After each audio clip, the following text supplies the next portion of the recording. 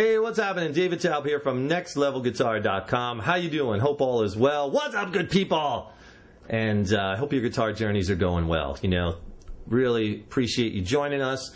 And thank you so much for your support over the years. You guys rock!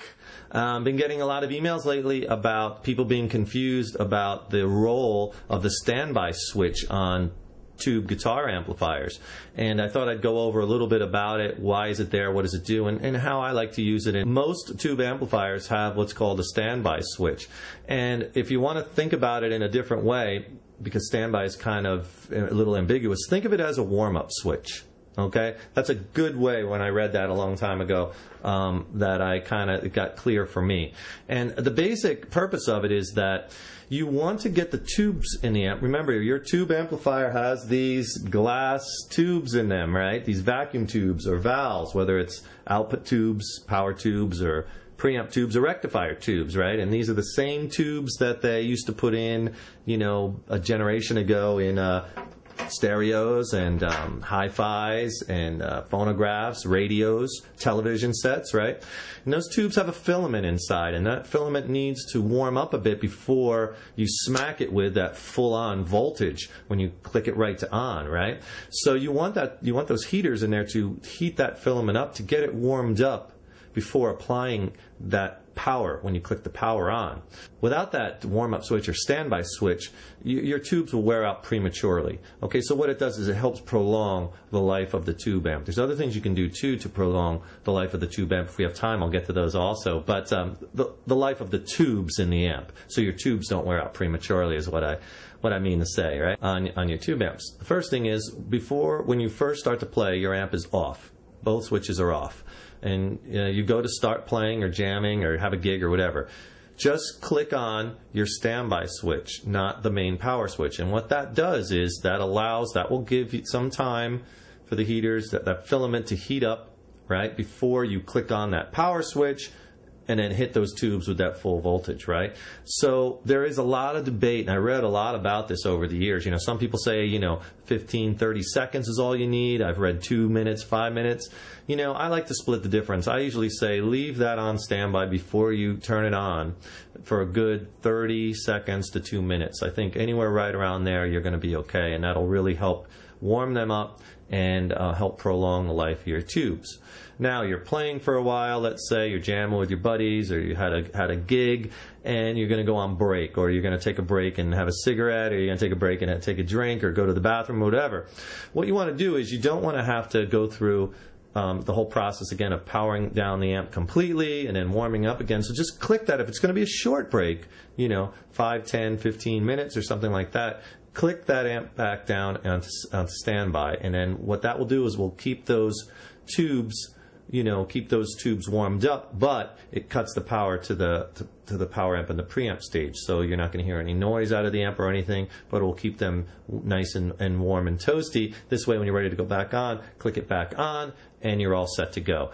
Again, that will help prolong the life of your tubes. What you don't want to do is you don't want to leave the amp on, not on standby, but just on, and then not playing for a while, and just have nothing coming out, okay? And have like your volume off, and you put the guitar down. That's going to really wear your tubes out. That's what you don't want to do. That's one of the things that'll really wear the tube. So to extend the life, make sure if you're not playing your tube amp, if it's going to be a short break, it's on standby. If it's going to be a long break, turn it off. And then when you go back on, make sure you click at the standby first.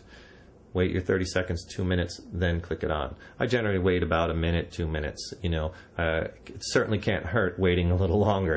And then there's a lot of debate as far as when you're done playing for the night or the day, or whenever you're finished and you're going to go home, or you're leaving your room or whatever. There's a lot of debate as to whether you kick it back on standby and let it cool down and then turn it off. And some people say it's a good idea. But personally, from my research and my experience, I really don't think it matters, because the purpose of that switch is to help warm up the tubes. When you're done playing, the tubes are already warm. So cutting power them, I don't think it's going to matter. As long as there's no, you've stopped playing, and obviously if you're still playing and then you cut the amp off, that's not good. But as long as you stop playing, your volume, I always turn the volume off, right? And then you could shut them both down, I think is fine, totally fine. There is one positive, though, of clicking it to standby and then turning it off, or when you're done playing, right, and you have them both off, you can click it, even though they're both off, just click the one back up to standby, because this way when you go to turn your amp on again the next day or later that night, it's already in the right position. You won't be like, oh, wow, and you hit the power and you're like, oh, I should have went to standby first. So that's a good little trick. And always when you're done, just click that one back up, and you'll be ready to warm those tubes up the next time you turn your amp on, and not forget. After a while, it just gets ingrained in you. It's always standby first, standby during breaks. And this way, you'll get the most out of the most life out of your tubes, and you really want to warm those tubes up and get those tubes cooking. And then remember, too, just as a couple other tips, we have a little extra time here. Remember with your tube amps, for the most part, tube amps are generally designed to run hot. You want to get those tubes cooking, heat it up, and push them so they start talking back and forth and they start breaking up and distorting. So get those amps running hot. And if there's ventilation holes on the amp, make sure you don't have, a set list or something covering up so air can't get in there. On some amps designed to run hot, it even says in the owner's manual, don't put a fan behind them because you don't want to be cooling it off like that. Those amps are designed to get very, very hot. Obviously, don't stick your hand back there and start touching things if you don't know what you're doing, especially if the tubes are been used a while, because you're going to get burned. So you use some common sense. And remember to replace your tubes regularly too. You don't want your you don't want a tube to totally go down on you and then replace it. You want to do some preventive maintenance, because when tubes go down and they're totally shot, and you lose one, it could damage something else in your amp, like some of the diode circuitry or something. So usually tube amps, the tubes will give a little warning sign when they're starting to go. You'll start to hear noises. They'll start to crackle or hiss, or you'll lose power. You'll be playing, and all of a sudden you'll hear your volume go down. You'll be like, what was that? And then all of a sudden it's back up. You're like, huh? And then you'll start playing. It'll be fine, and then your volume goes down. You're like, what? And then it goes back up, right? It's all signs that probably you might need maintenance. So do the preventive maintenance.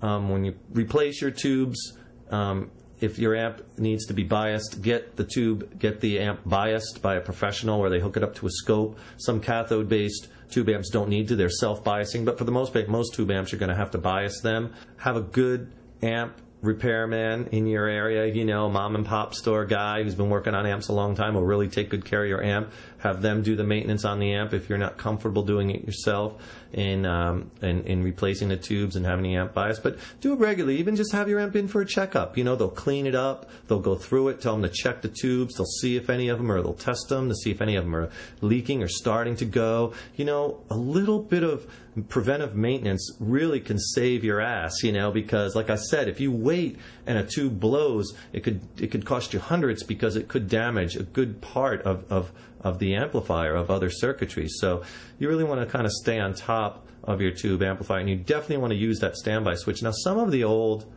tube amps don't have standby switches, but you can, in some instances, not all, but in some, you can have one wired in. You can have one installed. So if you're playing through an older vintage amp and you love it, doesn't have a standby, you might want to talk to your amp guru about, is it possible to install one to help prolong the life of the tube and to help warm them tubes up. Hope you like this lesson. Be sure and visit our website at nextlevelguitar.com. We have all kinds of guitar lessons on there for beginners, intermediates, advanced players, lessons on, everything from finger picking, rock, blues, metal. We have lessons on, besides instructional, we have lessons on effects and gear and music theory and singing and playing. And it's so comprehensive. Right now there's over 700 lessons. We're adding new content all the time. Soon it'll be 800. By the time you watch this video, it could be 1,000 lessons on there. Check it out. It's very reasonably priced, and it could really get your playing to the next level in the fastest and most efficient manner. Or if you have never played before, it'll teach you to play. People all over the world tune into our website and use it. It's a great site. It's nextlevelguitar.com. Check it out. You might like it. And be sure to subscribe to our YouTube videos by clicking on the subscribe button, and then you'll be notified when we put a new YouTube video out, which we try to do regularly also. So make sure you subscribe and get your friends to subscribe, and we appreciate it. And because, you guys and gals are so supportive of us here at Next Level Guitar, we're going to keep cranking out, the website at Next Level Guitar. We're going to keep putting free content also up on some free content up on YouTube. So check out the site, subscribe to our YouTube channel, and I'm David Taub. co-founder of nextlevelguitar.com. Thanks again for joining us. Hope you enjoyed this lesson, and we'll see you very soon in the next lesson. Rock on.